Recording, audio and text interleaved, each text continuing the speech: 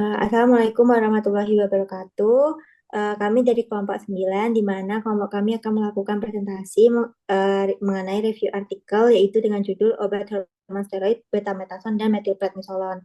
Di mana anggota kelompok kami itu, yang pertama ada Salsabila Amania, kemudian saya sendiri Cesanasya Putri, dan Rio Rizky Ramadan. Di mana obat hormon steroid ini merupakan senyawa lipid vital yang disintesis dari kolesterol dan berfungsi sebagai pembawa pesan kimia penting dalam tubuh.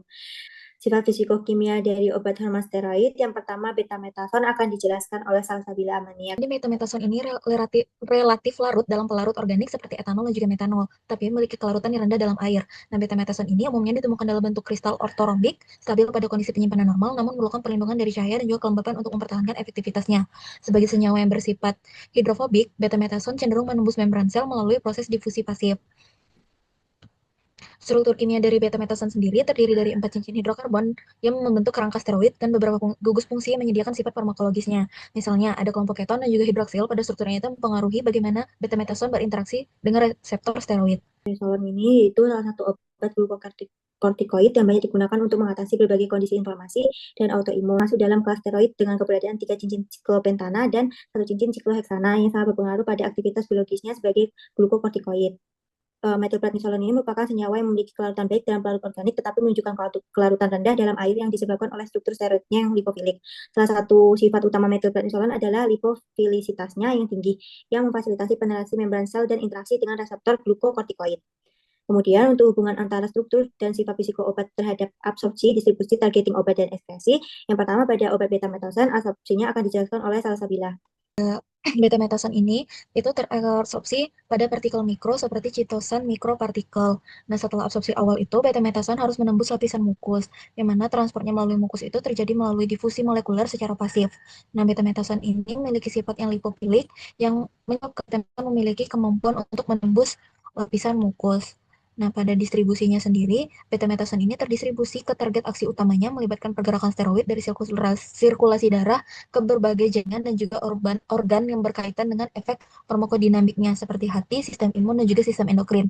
Nah, setelah administrasi ini, steroid pada betametason itu berikatan dengan protein plasma, terutama albumin, yang berfungsi sebagai kendaraan transportasi yang menyimpan steroid dalam sirkulasi. Nah, betametason ini menunjukkan distribusi yang luas ke berbagai jaringan, termasuk paru-paru, ginjal, hati, dan juga jaringan adiposa.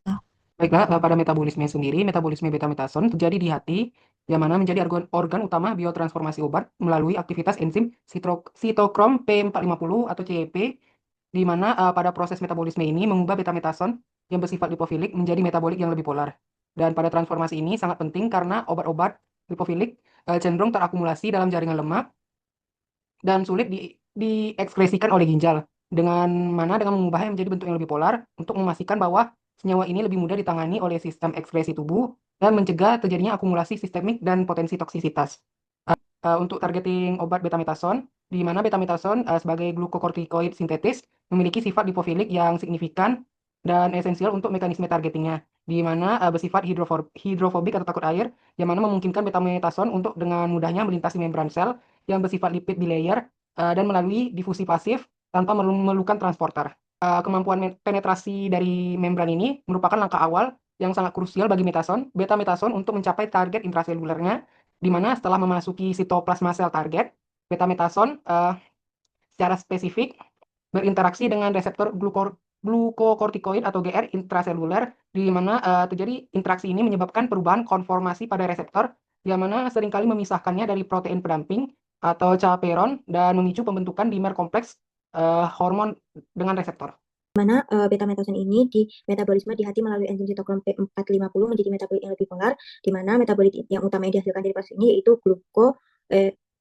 glukuronida dan sulfat. Setelah betametason mengalami metabolisme di hati melalui enzim sitokrom P450, metabolit yang dihasilkan umumnya lebih polar dan larut dalam air. Salah satu deekspresi adalah melalui hati ke dalam empedu, di mana setelah berada di dalam empedu, metabolit betametason ini bergerak masuk ke usus halus. Pada usus halus, beberapa metabolit dapat langsung dieliminasi di dalam feses sekitar 10-15%. Metabolit betametason ini diekspresikan melalui feses. Kemudian untuk metilprednisolon, di mana absorpsinya akan saya jelaskan.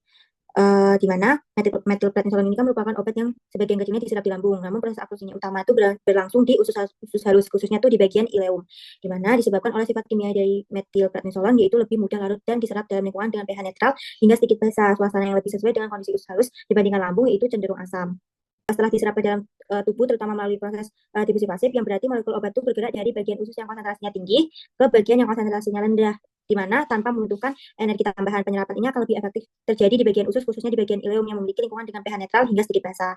Next, kemudian untuk distribusi dari obat metilprednisolon, di mana divisi ini merupakan proses perpindahan zat dari tempat yang memiliki konsentrasi tinggi ke konsentrasi rendah, di mana metilprednisolon ini merupakan obat yang mudah larut dalam lemak atau bersifat lipofilik yang dapat melewati membran sel dengan mudah melalui proses difusi pasif. Karena sifat ini, obat dapat masuk ke jaringan tubuh dengan lebih efektif dan sampai ke bagian tubuh yang sedang mengalami peradangan. Baiklah, pada metabolisme metilprednisolon, di mana terjadi di hati sebagai organ utamanya dan menghasilkan metabolit yang umumnya tidak aktif pada jalur metabolisme utama dan melibatkan enzim sitokrom P450, khususnya CYP3A4, di mana enzim ini bertanggung jawab atas oksidasi dan hidrogenasi pada struktur steroid dan mengubah metilprednisolon menjadi bentuk yang lebih polar. Dan beberapa metabolit utama dari metilprednisolon seperti 20 alfa hidroksi metilprednisolon dan 20 beta hidroksi metilprednisolon sebagai metabolit mayornya. Lalu 20 karboksi metilprednisolon dan 6 beta hidroksi 20 alfa hidroksi metilprednisolon, dan kemudian ada 20 alfa dihidroksi prednisolon dan 20 beta dihidroksiprednisolon sebagai metabolit lainnya. Lalu untuk targeting obat metilprednisolon, di mana metilprednisolon ini seperti betametason merupakan glukokortikoid sintetis yang sangat bergantung pada sifat fisikokimianya, khususnya lipofilisitas yang tinggi dan untuk mencapai target selulernya. Pada proses eliminasi metilprednisolon ini itu merupakan bagian penting dari perjalanan farmakokinetiknya dalam tubuh. Nah, metabolisme metilprednisolon sendiri terjadi di hati melalui enzim utama dari famili sitokrom P450, yaitu CYP3A4.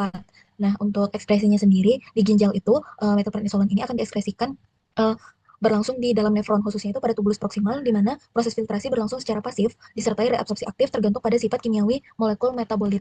Pertanyaan yang pertama yaitu dari Lilis dengan NIM 47 akan dijawab oleh Salsabila Amania. Pertanyaan pertama itu dari Lilis Ramawati dengan NIM 047. Pertanyaannya itu, nisolon lebih stabil pada pH netral hingga basah dibandingkan di lingkungan asam. Nah, mengapa stabilitas ini berpengaruh pada lokasi dan efisiensi penyerapan obat? Jadi untuk jawabannya itu, metilprednisolon ini lebih stabil pada pH netral hingga basah, yaitu 6-7,5, karena lingkungan ini melindungi obat dari degrasi yang terjadi di lambung yang bersifat asam. Stabilitas ini memungkinkan obat larut dengan baik di usus halus tanpa penyerapan utama, sehingga meningkatkan jumlah obat yang tersedia untuk difusi melalui membran sel. Jawab pertanyaan dari Raihana Nur Indah dengan NIM 005, di mana pertanyaannya yaitu apa peran enzim CYP450 dalam metabolisme betametason dan bagaimana konjugasi menjadi glukuronida atau sulfat dalam meningkatkan ekspresi obat tersebut. Di mana jawabannya yaitu peran enzim CYP450 dalam metabolisme betametason adalah untuk mengubah struktur kimianya menjadi metabolit yang lebih polar, sehingga karena lebih polar tersebut lebih mudah dieliminasi dalam tubuh. Di mana enzim CYP450 ini bekerja di hati dan memfasilitasi tahap awal metabolisme dalam fase 1. Setelah itu betametason mengalami konjugasi di fase 2 menjadi bentuk glukuronida dan sulfat yang jauh lebih larut dalam air. Untuk pertanyaan dari Yulwila Virginia dengan NIM 13, bagaimana kelarutan dari metametason jika dilihat dari struktur kimianya? Kalau untuk jawabannya, berdasarkan struktur kimianya, betametason memiliki inti steroid berupa 4 cincin hidrokarbon disertai 4 cabang atau gugus yaitu metil, fluor, dan hidroksil yang mana sebagian besar bersifat nonpolar. Pada struktur ini membuat betametason bersifat sangat lipofilik sehingga kelarutannya rendah dalam air namun tinggi dalam pelarut organik seperti etanol dan metanol. Sekian presentasi dari kelompok kami. Mohon maaf apabila ada salah kata. Saya akhiri. Wassalamualaikum warahmatullahi wabarakatuh.